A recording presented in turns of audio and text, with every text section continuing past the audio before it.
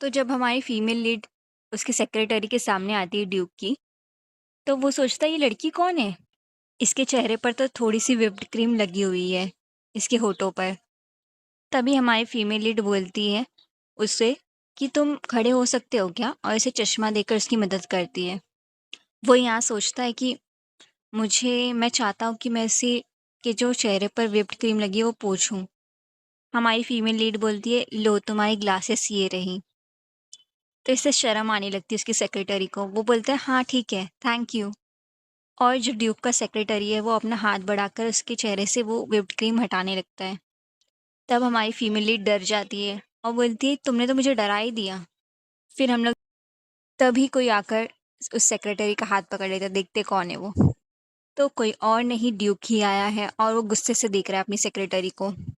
तभी उसका सेक्रेटरी से माफ़ी मांगने लगता है, मैं नहीं चाहता था मैं ऐसा करूँ, मुझे माफ़ कर दीजिए। तभी ड्यूक उसका हाथ जो पकड़ के उसे ज़मीन पर पटक देता है। वो माफ़ी माँगता रहता है, मैं तो बस प्लीज़ प्लीज़ मुझे माफ़ कर दीजिए। और उसे ज़मीन पर लिटा दिया है ड्यूक ने। वो जब से वहीं खड़ा था ड्यूक और सब कुछ देख रहा था। तभी ड्यूक बोलता है लगता है वक़्त आ गया है कि मुझे अपने सेक्रेटरी को बदल देना चाहिए। तो उसका सेक्रेटरी अपने आँख में आँसू भर के एक्टिंग करने लगता है, नहीं प्लीज़ मास्टर, मैं आपसे माफ़ी माँगता हूँ, मैं आपसे भीख माँगता हूँ माय लॉर्ड। वो माफ़ कर दीजिए, मैं अभी के अभी आपका रिपोर्ट बना कर लाता हूँ। और वो मन में सोचता है इस बार तो मैंने बहुत बड़ी गड़बड़ कर दी। तभी हमारी फीमेल लीड यहाँ पर खड़ के सोच रही है, मुझे इस पर दया आ रही है सेक्रेटरी पर, उसने कुछ गलत नहीं किया। तभी एक तेज़ हवा का झोंका आता है और सब कुछ पेपर बिखर जाते हैं। हमारी फीमेल लीड उससे पूछने लगती है कि क्या आपका जो हाथ है वो ठीक है? क्या मैं आपके लिए डॉक्टर को बुला दूँ? तब वो बोलता है मैं आपको अब चिंता करा रहा हूँ, मैं उसके लिए माफ़ी चाहता हूँ। मैं बिल्कुल ठीक हूँ, सच में। पर जब वो अपना हाथ छूकर देखता है अपने शोल्डर पे तो उसे लगता है कि उसके शोल्डर में क्रैक आ गया है। और वो बोलता है कि नहीं, नहीं मेरा जो हाथ है ना, वो बार-बार ऐसे ही ना अपनी जगह से हट जाता है।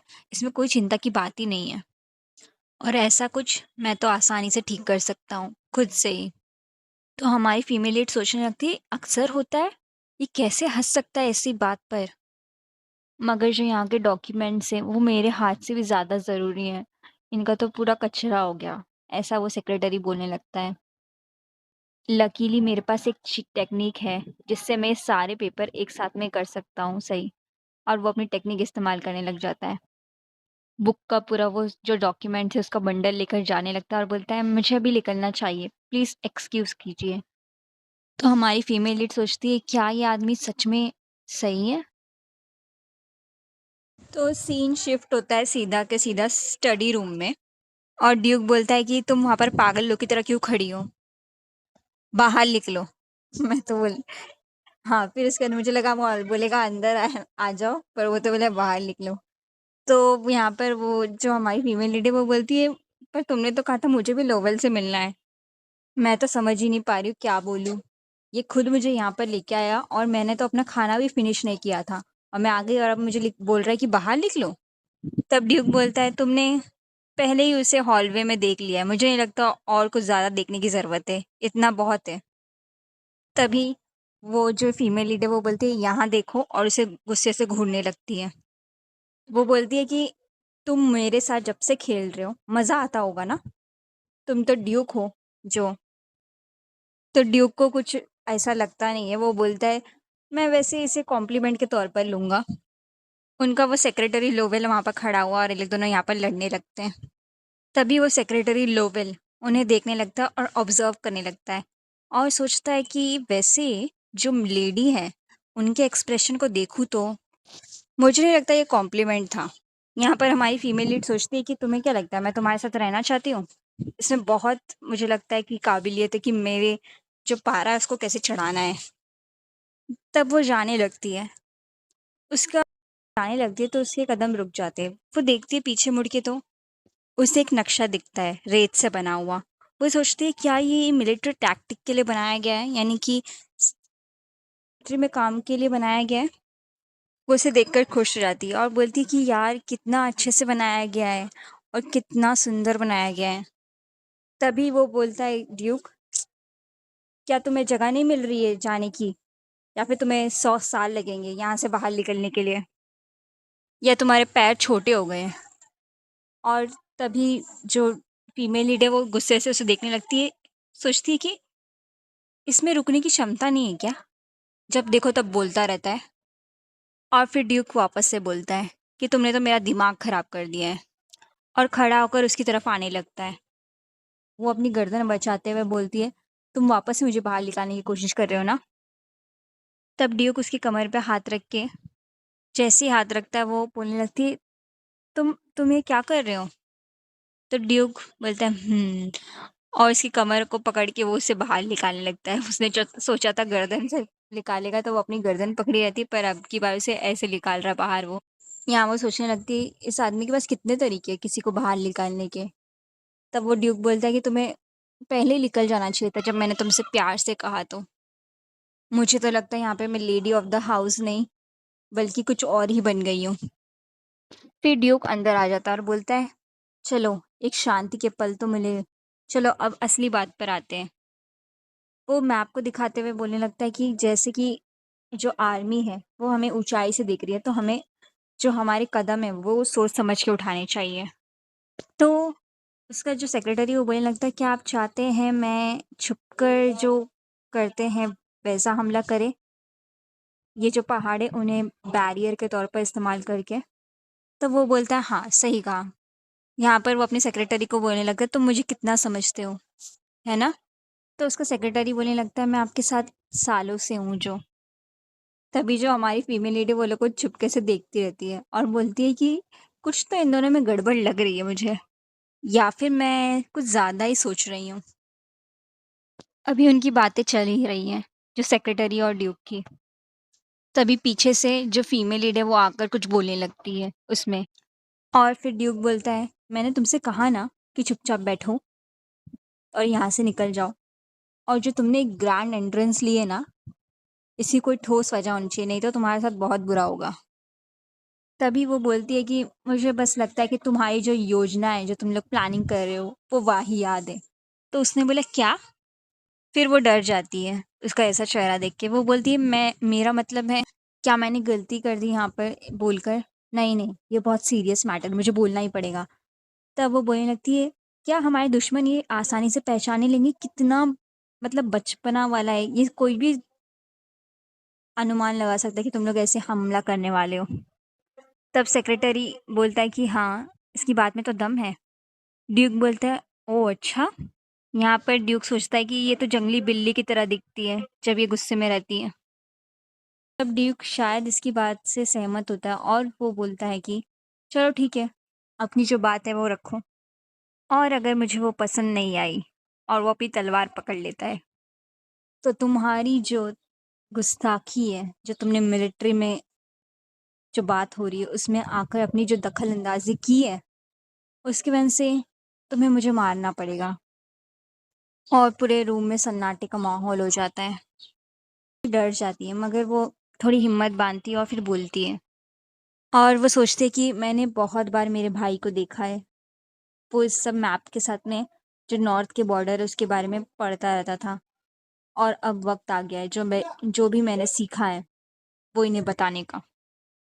कुछ समय पहले हाउस ऑफ पैट्रिक, यानी कि जहाँ से जो हमारी फीमेल लीड है वो आई है,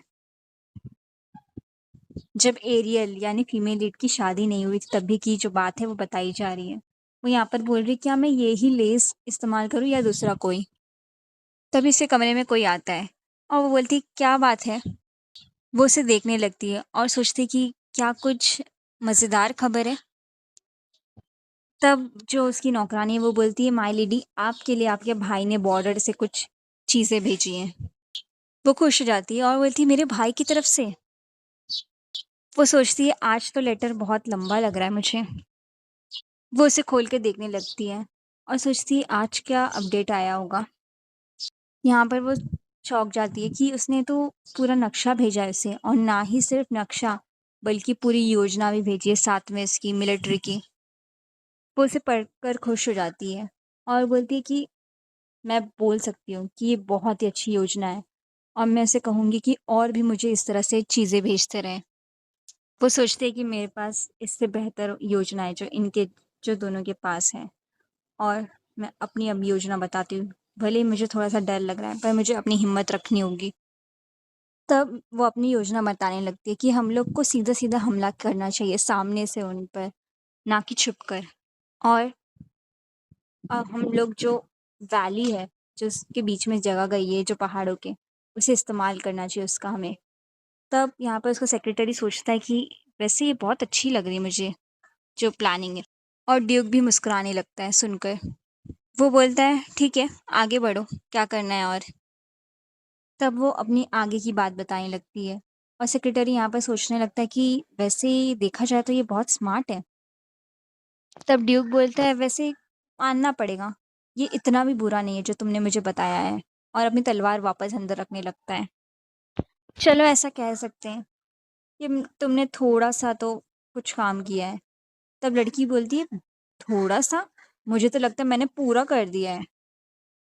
तब वो लड़की बोलती है, वैसे मुझे निकलना चाहिए, मेरा काम हो चुका है। उसका सेक्रेटरी सोचने लगता है, मैं भी ऐसी प्लानिंग तो नहीं कर पाया था। और यहाँ पर वो लड़की सोचते हुए जा रही है कि हिम्मत तो देखो, इतनी अच्छी प्लानिंग बताई और ऐसे बिहेव कर रहा है मेरे साथ। पर सेक्रेटरी को याद आता है कि अरे, वो तो बताया ही नहीं पाया ये योजना, उसके दिमाग में तो आई ही नहीं। अब क्या होगा?